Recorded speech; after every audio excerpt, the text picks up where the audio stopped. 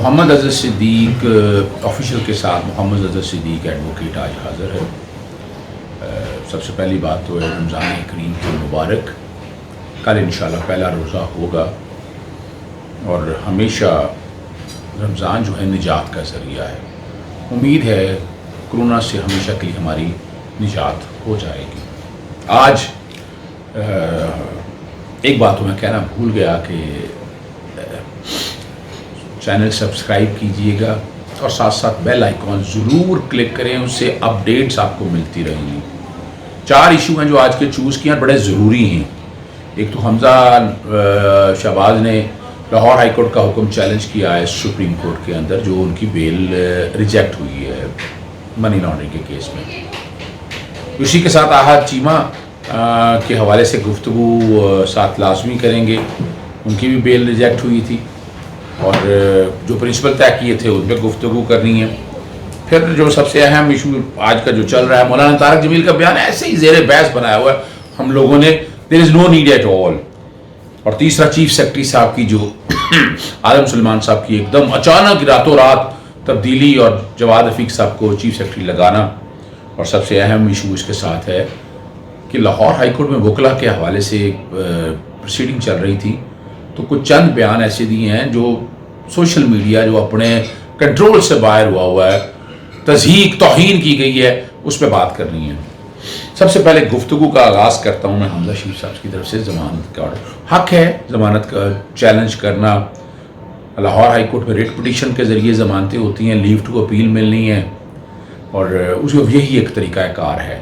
NAB کے قانون میں ضمانت کا ویسے رائٹ نہیں دیا گیا، اس کی بنیادی وجہ یہی ہے کہ 30 دن کے اندر ٹرائل کنکلوڈ ہونا، جب 30 دنوں میں ٹرائل کنکلوڈ ہونا تو ضمانت کا کانسیپٹ اسی لیے نہیں رکھا گیا ہے، اور یہی وجہ ہے۔ پچھلے دنوں ہم نے لیٹسٹ ضمانت کا ایک کیس دیکھا، احد چیمہ کی جو ضمانت منسوخ ہوئی، وہ بڑا فیصلہ پڑنے والا ہے۔ بڑے عرصے بعد ایک ٹھنڈی ہوا کا جھونکا، اس کانٹیکسٹ میں کہوں گا لا کی انٹرپریٹیشن بڑی زبردست کی ہے جسٹس سردار نعیم نے، جسٹس فاروق حیدر صاحب نے۔ اور طلعت اسحاق کا کیس بنیاد رکھا ہے کہ جس میں نیب میں اگر ضمانت دینی ہے تو وہ ہارڈ شپ کا کیس ہے یا میڈیکل گراؤنڈ ہے، تو ہارڈ شپ کا ابھی تک پچھلے کچھ ضمانتیں ایسی ہوئی ہیں، میں اتفاق نہیں کرتا ان سارے ایشوز کے حوالے سے۔ بزنس مین کو ذرا ایک طرف رکھ دیں، لیکن چند سیاستدان ہیں، 60-70 سیاستدان ہیں جنہوں نے اس نظام پہ بلا وجہ سوالیہ نشان اٹھا دیے ہیں نیب کے۔ نیب کوئی ایسا کام نہیں کر رہا، نیب میں کمیاں خامیاں ہیں۔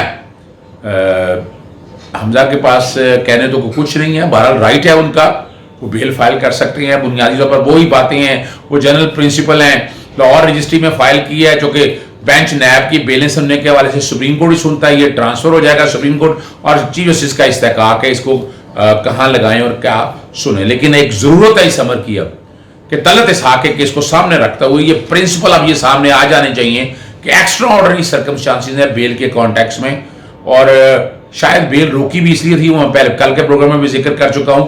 نیب کا امینڈنگ آرڈیننس ایکسپائر آج ہو جائے گا، نیا قومی اسمبلی کا اجلاس تو ابھی ہے نہیں، ریزولوشن پاس نہیں ہو سکتی، تو 120 دن کے لیے آرٹیکل 89 کے تحت شاید امینڈمنٹ نہ ہو سکے، ورنہ تو نیا قانون بنانا پڑا ہے، نیشنل اسمبلی سے بھی پاس ہوگا اور سینٹ سے بھی پاس ہوگا، پھر صدر۔ ویسے تو ایک تاریخ موجود ہے کہ کنٹیمپٹ آف کورٹ ایکٹ یوسف گیلانی کے دور میں 1 دن میں پاس ہو گیا تھا، نیشنل اسمبلی سے بھی سینٹ سے بھی، اور راتوں رات صدر پاکستان نے اس پہ دستخط بھی کر دیے تھے۔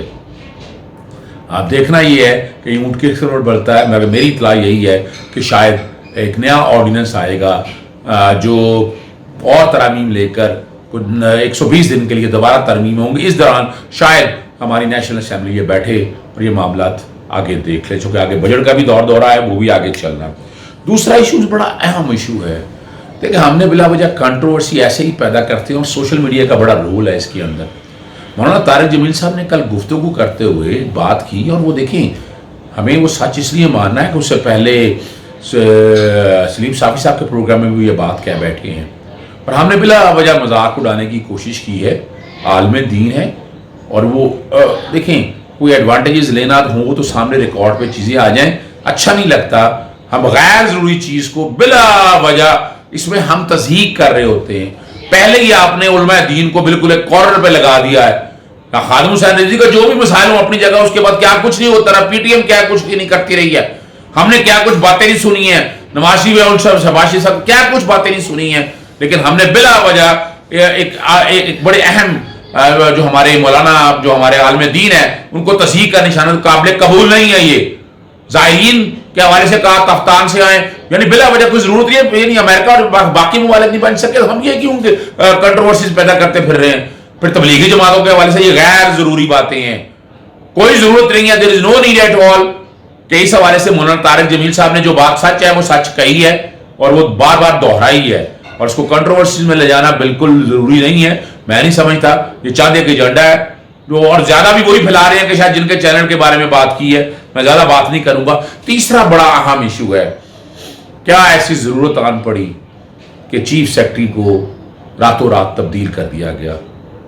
मैं पहले भी बता चुका हूं कि आटा और चीनी के स्कैंडल में मेरिट पे ये काम सारा करते हुए शायद अब बचाने की कोशिशें हो रही हैं किसी को, और क्यों हो रही हैं कोशिशें, ये समझना चाहिए कि जो जिन साहब को लगाया जा रहा है वो तो नवाज शरीफ साहब के दौर में बहुत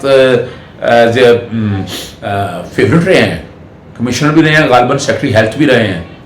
मुझे इन पे एतराज नहीं है। अभी कोरोना से हम लड़ रहे हैं, आगे रमजान आ रहा है, बहुत बड़ी ड्राइव चलनी है, और इतने बड़े लेवल के ऊपर, एडमिनिस्ट्रेशन लेवल के ऊपर ये तब्दीली लग रहा है कि कहीं ना कहीं शायद इमरान के ऊपर माफिया छा गया है। मैं नहीं समझता इमरान खान साहब इस मामले में इस बात को, और मैं तकाजा करूंगा कि इस अपॉइंटमेंट को, इस चीफ सेक्रेटरी की तैनाती के हवाले से फौरी तौर पर एक्शन वापस लेना चाहिए। रोजों के बाद ये निकल जाए हम ये कोरोना के, उसके बाद जो भी आप एक्शन ले लें, जरा जो अभी बड़ी आम आटा और चीनी गंदम की स्कैंडल की इंक्वायरी चल रही है उसको इंजाम तक पहुंच जाना चाहिए। फिर मैं एक जो गुफ्तगू बड़ी ज़रूरी करना समझता हूँ, और वो बहुत ज़रूरी है, मैं बड़े अरसे से जंग लड़ रहा हूँ। जब पनामा के केस के हवाले से ने देखा कि PML ने अखबार अदलिया के बारे में ऐसे ऐसे अल्फाज इस्तेमाल की, पैमरा में खामोशी थी, अब सार आलम साहब छाए हुए थे, फिर उसमें चैलेंज किया, कंप्लेंट्स की, हाई कोर्ट में गया, फिर रुकवाया कि इस तरह की बातें नहीं हो सकती हैं, लेकिन ये रुका नहीं है काम। फिर डैम के हवाले से जैसे साकिब निसार साहब के दौर में PKI के हवाले से क्या कुछ नहीं होता, और आर्टिकल 204 तो ऐसे तोड़ ही दिया, और साइबर लॉस तो बिल्कुल एक साइड पे रख दी, और FIA की खामोशी मेरी समझ से बालत आ रहा है। जो पिछले जब कोरोना का मामला आया तो बल्कि चीफ जस्टिस गुलजार साहब के प्रोटोकॉल पे गैर जरूरी है, तो मैंने लाहौर हाईकोर्ट में मामला चैलेंज किया, लेके गया, और बाकायदा FIA उसकी इंक्वायरी कर रहा है। लेकिन ये सोशल मीडिया पे गलत पोस्ट और ये जो फेक और फैब्रिकेटेड है, ये रुकी नहीं है। अब फिर मौजूदा चीफ जस्टिस साहब कासिफ खान साहब, बड़ा एक नाम है उनका, बड़ी मेहनत के और तंगदही के साथ ये काम करे। वोकला के हमारे से एक मसला आ रहा है, वो चंद एक रिमार्क्स ऐसे दिए हैं सोशल मीडिया बिला वजह उनको भी आपका क्या कंसर्न है इस सारे मसले के हवाले से? क्या कोई तहरीरी ऑर्डर पास हुआ? अगर तहरीरी ऑर्डर पास हुआ तो उसका तरीका कार है, अदालती मामला आते हैं, इसको अदालती तरीका कार से चलने दी जाए।